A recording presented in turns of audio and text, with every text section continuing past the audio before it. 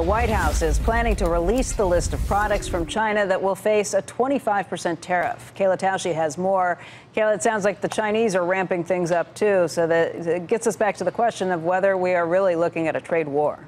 Yeah, it effectively ends that 1-month truce that the Treasury Secretary was touting in the middle of May. Yesterday, the president greenlighted the decision to move forward with those tariffs. The first step will be releasing a new list, edited down from a preliminary list released 2 months ago of products that would get charged at the U.S. border from China.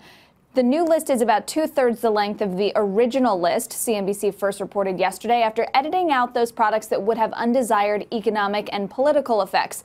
According to the AP, the value of the products in that new list targeted is roughly $35 billion, 2/3 the original goal. But the White House may still try to reach that $50 billion figure by adding new products to the list. But here's the catch. Only items on the original list could be taxed immediately. The White House is seen as moving quickly to put these tariffs in effect, circulating talking points Wednesday and uploading the products to a database for implementation. The White House has not commented as specifically about our reporting yesterday. Here's what the press secretary said. Well, since I'm not making any announcements, it would be hard for me to give details of an announcement that we're not quite ready to make. Whether or not we will, we'll certainly keep you posted. But beyond that, I can't get into any details. The spokesperson for China's foreign ministry said today that the country would be retaliating immediately, as they have said before. We'll see exactly what that list looks like and what China does in response. Guys.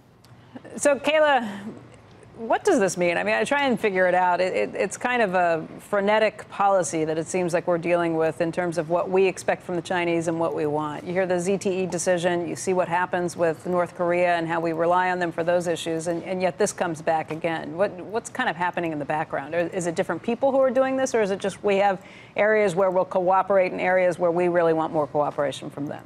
Well, I had heard for several weeks, Becky, that the president was not likely to implement these tariffs until after the North Korea summit was over. But I had also heard that he was still in favor of doing so and that he believed the U.S. would be negotiating from a position of more strength if the tariffs were actually in place rather than just threatened. So that is certainly one element of this. You do have the ZTE deal, but there is a report in China overnight that a merger between Qualcomm and NXP Semiconductors has reportedly been approved. So now people in the market are saying maybe that was the quid pro quo here. Maybe it was the ZTE reprieve in exchange for the clearance of that merger, and the economic issues and the broader trade issues are going to be dealt with separately on a longer term basis. So we'll see whether that merger actually does in fact get cleared. That would be an interesting development here.